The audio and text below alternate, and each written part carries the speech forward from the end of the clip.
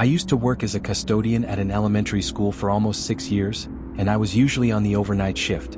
I would clock in around 9 at night and stay until right before the sun came up when the buses started pulling in. At first, I actually liked the job. I didn't have to deal with the kids running down the hallways, teachers complaining about stuff, or anyone really. The quiet didn't bother me, and I liked being left alone to do my work. But as time went on, I started to notice how different the school felt at night compared to during the day. It wasn't just quiet, it felt hollow. Like the building had exhaled all its life the moment the last person left. The hallways that were so noisy and chaotic during school hours became these long, empty tunnels that seemed to stretch forever under the fluorescent lights. Let me tell you about 3 experiences I had during those years. Experiences that made me realize that some buildings don't completely empty out when everyone goes home. Story 1: the pool. The worst part of my route was always the natatorium. That's what they called the pool building. It was connected to the main school by a long hallway, but it felt like a completely separate structure. You could tell it had been added on years after the original building was constructed. Everything about it was different. Colder. More echo-y. Less maintained. The pool itself was Olympic-sized, with bleachers along one side and a viewing window from the hallway. During the day, it was full of kids for swim class and after-school practice. But at night, the water was perfectly still, and the whole building took on this strange, heavy atmosphere that I can't quite describe. I had to clean the pool area twice a week, Tuesdays and Fridays. It was always saved for last on my route because I hated it. The combination of chlorine smell, humidity, and the echoing acoustics made me feel uncomfortable from the moment I opened the door. The routine was simple. Empty the trash cans in the locker rooms, mop the deck around the pool, wipe down the bleachers, and make sure all the equipment was put away properly. It usually took about 45 minutes if I didn't rush. One Tuesday night in October, I remember because Halloween decorations were still up in the main school, I entered the natatorium around 2:30 a.m. I flipped on the lights and the fluorescent panels buzzed to life, casting that harsh white glow over everything. The water in the pool was perfectly smooth like glass. I started with the boys' locker room. It smelled like mildew and old sneakers, which was pretty standard. I emptied the trash, mopped the floors, and wiped down the benches. The whole time, I could hear the ventilation system humming and the occasional drip of water from the showers. When I finished and came back out to the pool deck, I stopped. Something was different. The water wasn't still anymore. There were ripples moving across the surface, spreading out from the deep end like something had just disturbed it. I stood there, staring at the water, trying to figure out what could have caused it. The building was sealed. No windows were open. No doors had opened or closed. There was no reason for the water to be moving. I told myself it was probably just the filtration system kicking on, even though I'd never seen it create ripples like that before. I grabbed my mop and started cleaning the deck, keeping my eyes on the water. The ripples stopped after about 30 seconds, and the surface went smooth again. I continued working, pushing the mop around the perimeter of the pool. I just reached the diving board area when I heard it. A splash. Not a big splash like something heavy falling in. More like the sound of someone dipping their hand in the water and pulling it back out. A soft, deliberate splash. I froze, mop in hand, and looked at the pool. The water was moving again. More ripples, spreading from a spot about 10 feet from where I was standing. "Hello?" I called out, my voice echoing off the concrete walls. No answer. I walked slowly around the edge of the pool, shining my flashlight across the water. The pool was lit from underwater lights so I could see all the way to the bottom. There was nothing there. No leaves, no debris, nothing that could have caused a splash. I stood at the spot where the ripples had originated and looked down into the clear blue water. 8 feet deep in this section. I could see every tile on the bottom. Then I saw movement. Not in the water, in the reflection on the surface. Behind me. A dark shape, human-sized, standing at the edge of the pool about 15 feet away. My heart jumped into my throat. I spun around, flashlight up. Nobody there. The pool deck was empty. Just bleachers, lane dividers hanging on the wall, and the lifeguard stand in the corner. I looked back at the water. The reflection was gone. I tried to rationalize it. The lights, the shadows, the angle, any of those could have created an illusion. I was tired. I'd been working for 5 hours already. My eyes were playing tricks on me. I finished mopping as quickly as I could, my heart rate elevated, my senses on high alert. Every sound seemed amplified. The hum of the lights, the distant rumble of the HVAC system, the drip drip drip from the showers in the locker room. I moved to the bleachers to wipe them down. They were retractable, pushed back against the wall when not in use. I had to climb up to the 3rd level to reach the back benches where kids left their water bottles and forgotten towels. As I was wiping down the top bench, I heard footsteps on the pool deck. Wet footsteps. That distinct slapping sound of bare feet on tile, leaving wet prints behind. I stopped breathing. The sound was unmistakable. Someone was walking along the edge of the pool and their feet were wet. I turned slowly, looking down at the deck from my position on the bleachers. Nobody there. But the footsteps continued. I could hear them clearly, moving from the shallow end toward the deep end, walking the perimeter of the pool. Slap, slap, slap. I climbed down from the bleachers as fast as I could, my hands shaking. The footsteps stopped the moment my feet touched the ground. I stood completely still, listening. The only sound was my own breathing and the ambient hum of the building. I walked to where I'd heard the footsteps. The deck was completely dry. No wet footprints. No water. Nothing. I was done. I grabbed my cleaning cart and pushed it toward the exit, not bothering to finish the bleachers. I could come back Friday night and finish. I wasn't staying in that building another minute. As I reached the door, I heard one more sound. A voice. Faint, echoing, coming from somewhere near the deep end. Help. Just one word. Spoken quietly, like someone calling from far away. I didn't look back. I pushed through the door and let it slam shut behind me, my heart pounding so hard I could feel it in my skull. I went straight to the main office and called my supervisor. Told him I thought someone might be in the natatorium, maybe a student who'd hidden after hours. He said he'd come check it out. He arrived 20 minutes later. We went back to the pool together. He walked the entire deck, checked both locker rooms, even looked in the equipment closet. Nothing. Nobody. You sure you heard something? He asked. I nodded, not trusting my voice. He gave me this look, not quite believing me but not dismissing it either. Old buildings make sounds, he said finally. Especially around water. Acoustics get weird. I didn't argue. But I knew what I'd heard. And I knew what I'd seen in that reflection. The next morning, before my shift ended, I looked up the school's history in the library. Found some old newspaper articles on microfiche. In 1987, a student had drowned in that pool during an after-school practice. The article said the coach had left the room briefly, and when he came back, the student was at the bottom of the deep end. They tried to revive him, but he was pronounced dead at the hospital. The student's name was Marcus Webb. He was 11 years old.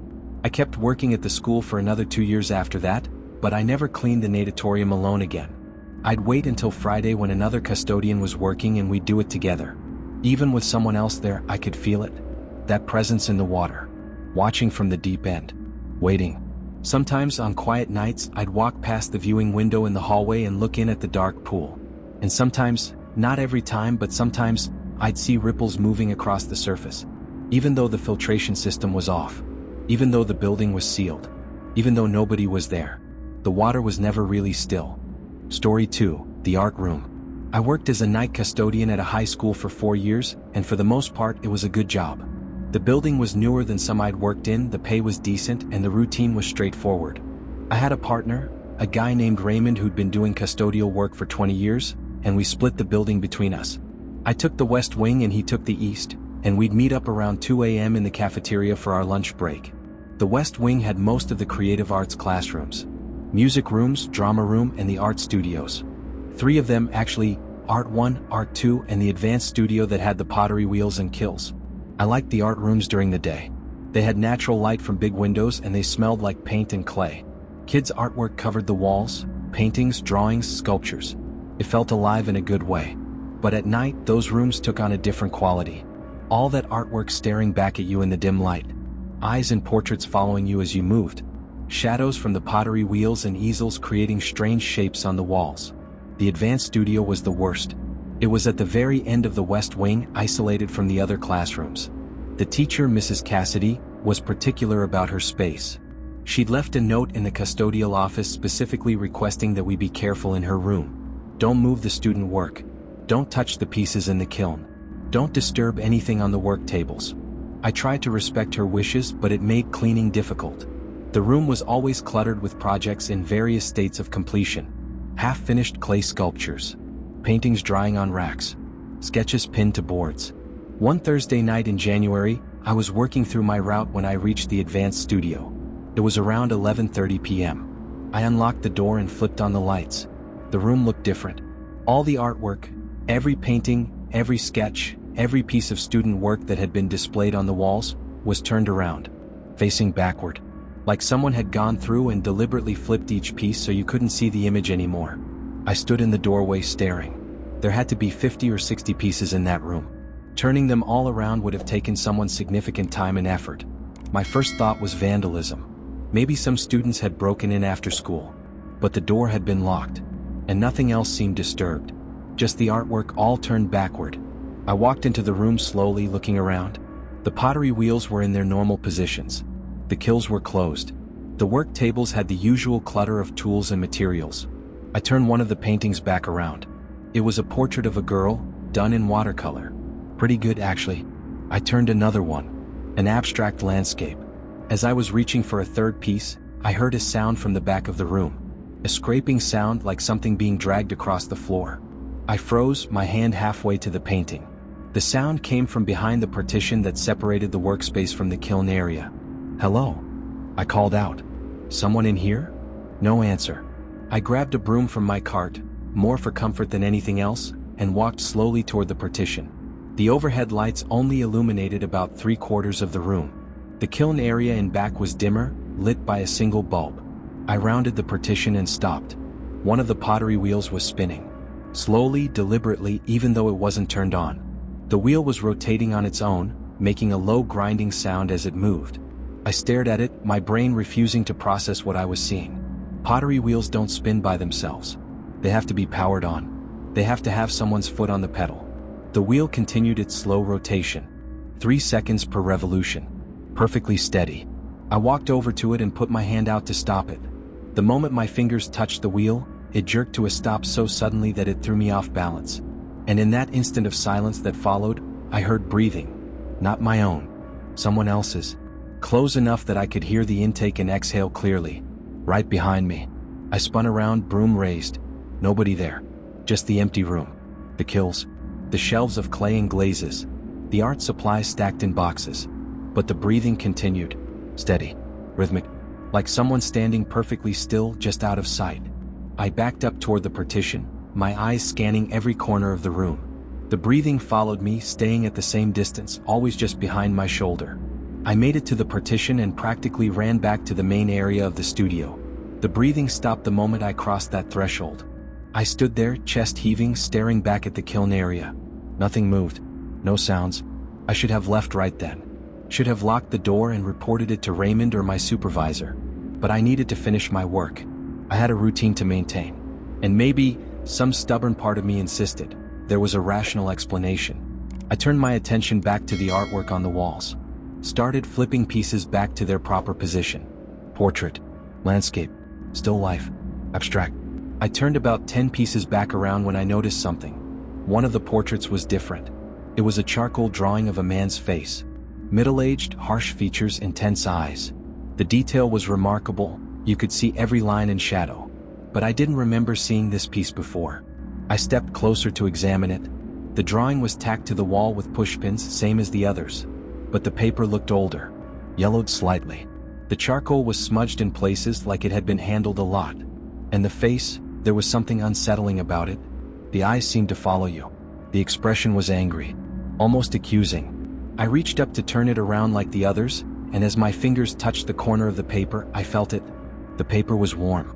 Not room temperature. Actually warm, like someone had just been holding it.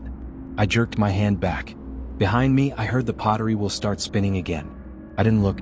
I just grabbed my cart and headed for the door. As I reached for the handle, every single piece of artwork fell off the wall simultaneously. Not one or two. All of them. In perfect unison.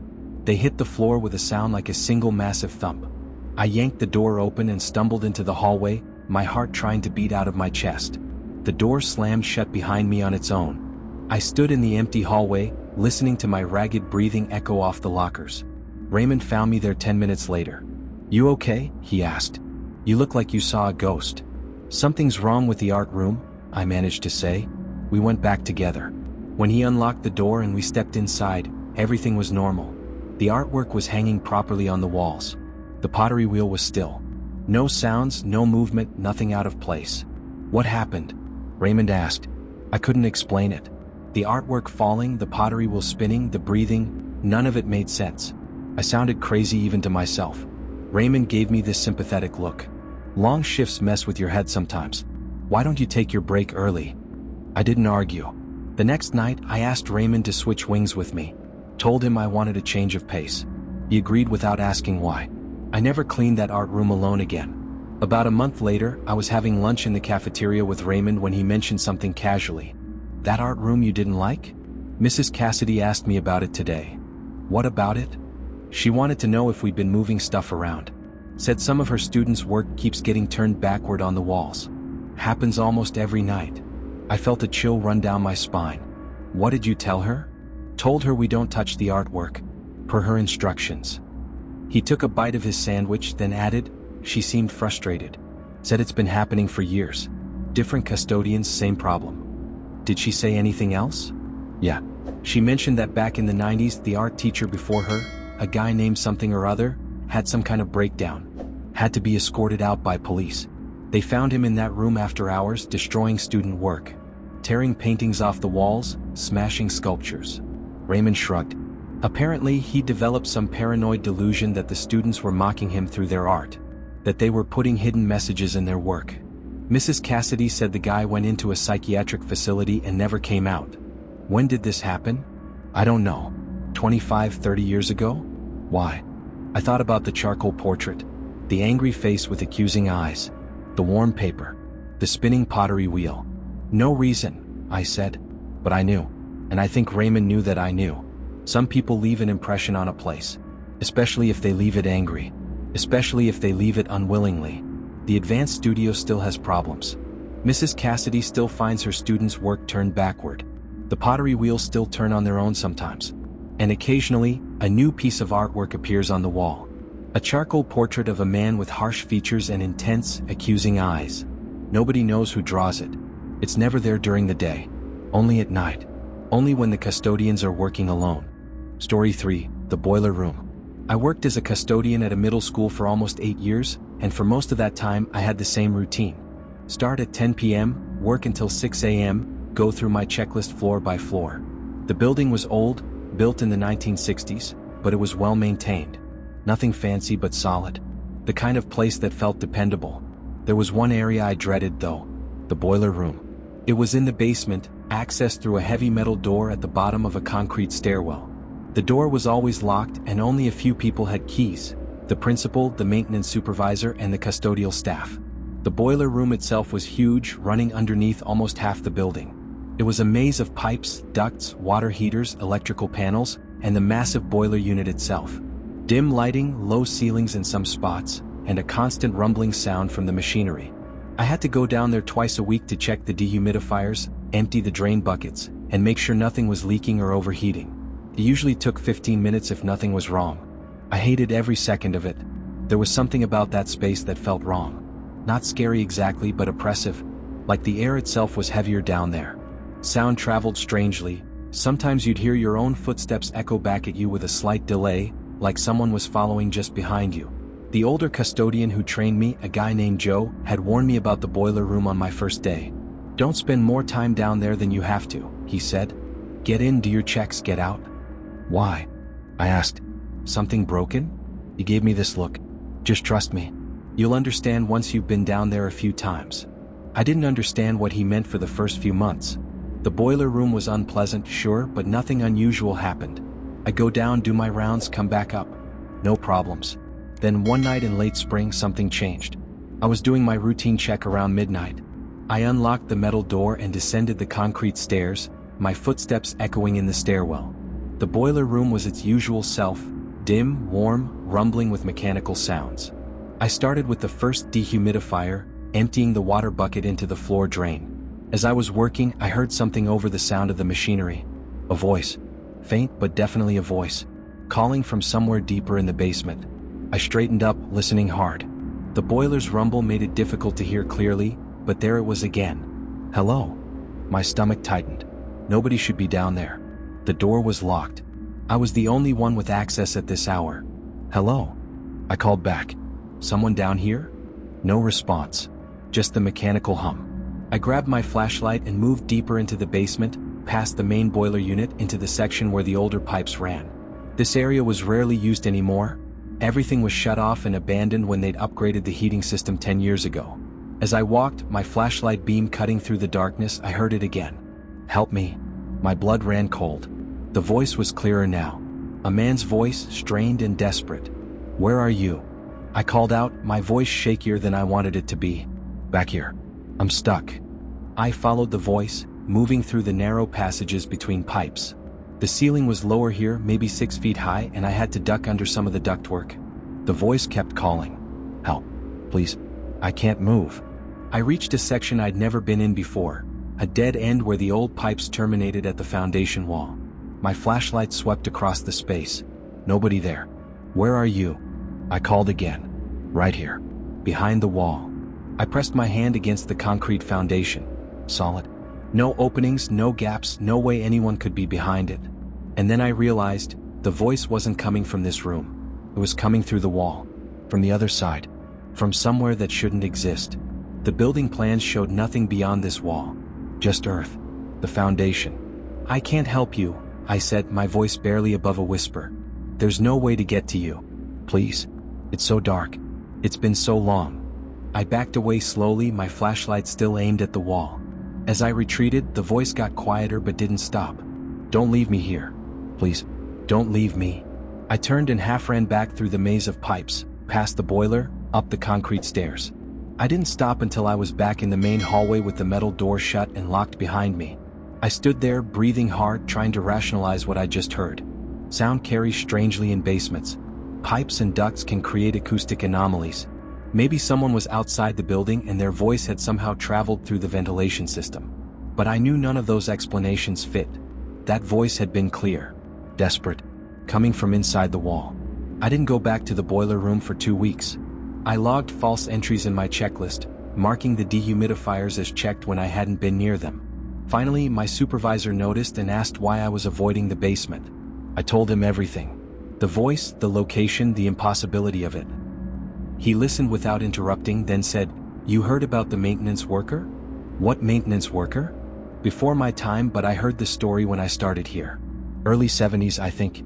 They were doing renovations, expanding the boiler room. A maintenance worker named Don something, I don't remember his last name, went down to check on the construction at the end of his shift. Never came back up."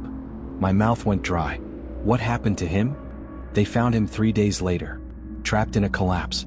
The contractors had been removing some old support beams, and a section of the wall gave way. Buried him under concrete and rubble." Did he die right away?" The supervisor shook his head. "Coroner said he'd been alive for at least a day, maybe longer. They could tell by."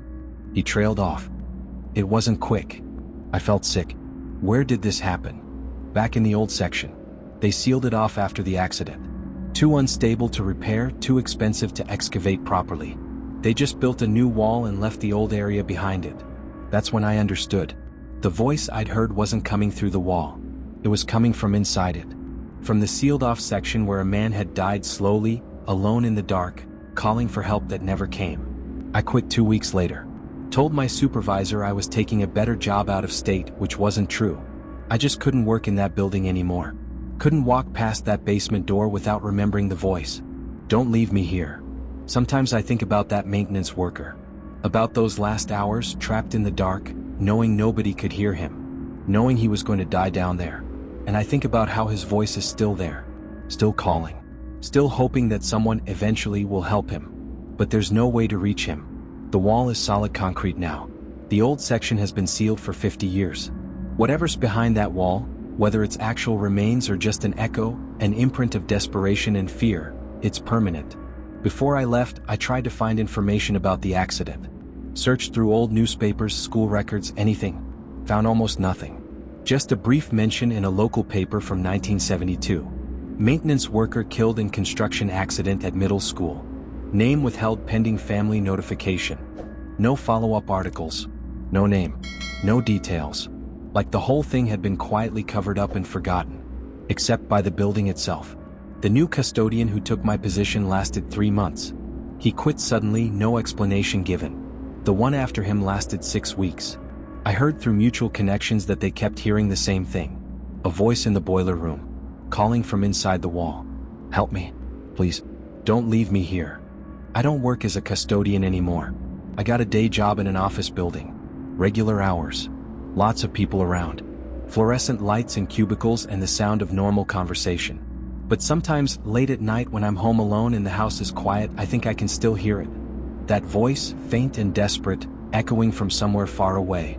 Still calling. Still trapped. Still hoping. And I think about all the people who've walked past that basement door over the last 50 years. Students, teachers, staff. Going about their days completely unaware of what's below them. Unaware that someone is still down there in the dark, waiting for help that will never come.